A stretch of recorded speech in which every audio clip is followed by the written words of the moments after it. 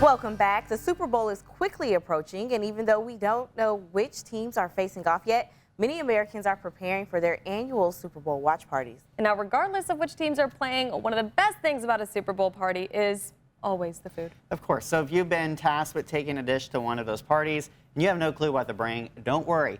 We want to help you out today. So I'm going to teach you how to make my famous chili. Now, little backstory here. Not trying to rub it in, but we had a chili cook-off a few months ago in the fall, and my chili won, and I was shocked because, you know, I was like, I didn't put any effort in this. It was so easy. It took me like 3 minutes to put it together. So that's what I love about this. We want to make your life easier. You don't have to go to hard work to get a delicious meal for your family Exactly. for the big game. So this is the finished product right here. I put it in the slow cooker and I actually had it simmering all night. It really gets those flavors absorbed in there and you really maximize that flavor. So again, this is the finished product here in my little slow cooker. So I'll put it out right there. You can see.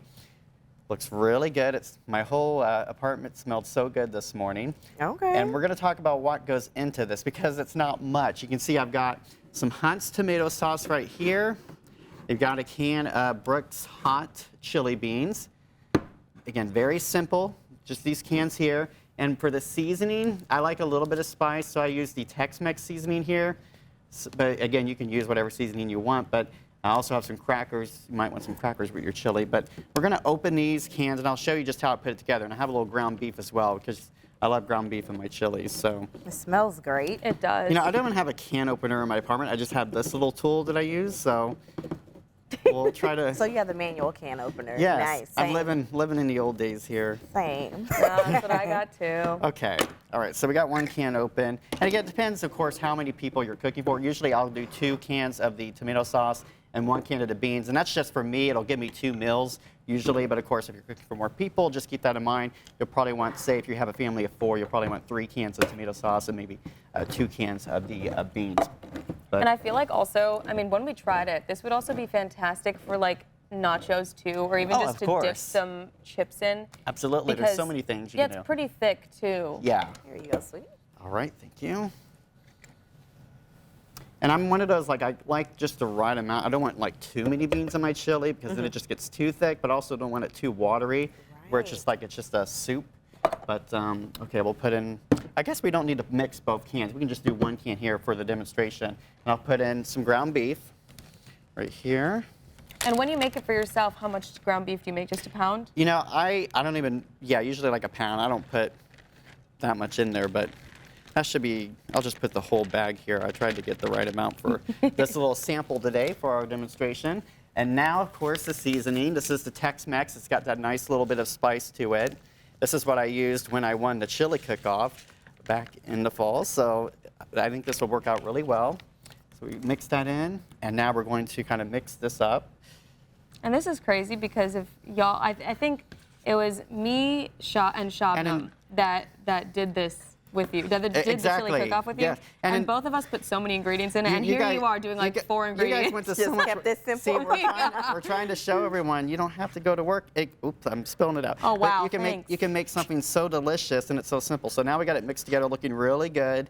You know, you can cook this like if I'm in a hurry and I'm just really hungry and I want some good chili, I'll just put it on the stovetop and let it simmer for say a half hour, and usually it's good. So it's not like you have to do the slow cooker. You don't have to simmer it all night. But of course, if you really want to maximize those flavors, that is a good idea to just kind of let it, put it in the slow cooker before you go to work and just let it simmer all day. And when you come home, it's going to be a fantastic meal that you don't have to put any effort in. Yeah. So there it is mixed up. You just let that heat up for a little bit.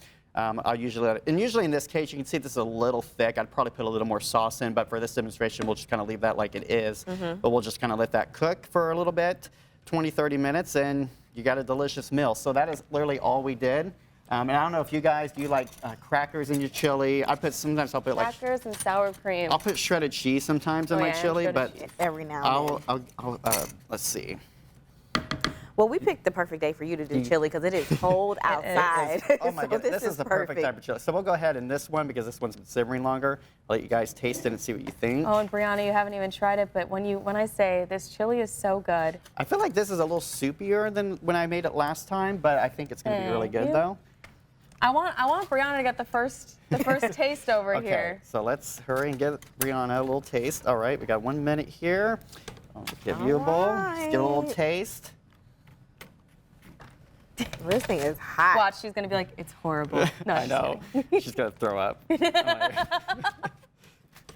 And everything's too fresh here. The ground hot. beef I just bought yesterday and cooked up, so it's fresh, and it's probably really hot. So be careful. Don't scald your tongue. Hot or good? It's good Hot and in both ways. Spicy Good enough. too, but it is hot. But that's what makes it so good. Okay, the flavor's really. Cheers. The flavor's really good. I tell you what, it does make a difference putting it in a slow cooker. When you let it simmer a long time, the flavors are just incredible. Get some saltine crackers in there. I'm not a huge cracker person. I'll just, a lot of times, just eat it plain like this. It's got Yeah. a nice spice to it. It's not like overwhelmingly spicy, but it's just got the right amount. So Have you guys ever had Wendy's chili? I have. This tastes like Wendy's chili, It and does, Wendy's will yeah. always be like top tier chili for Yeah, me. you can't go wrong So, with their chili. You did fantastic with All this. right, so there you go. It's nice and easy. Yeah. So we mentioned it was perfect weather. I mean, perfect Perfect. for you had this chili. So what's the weather looking like, Absolutely. Nathan? I tell you what, it's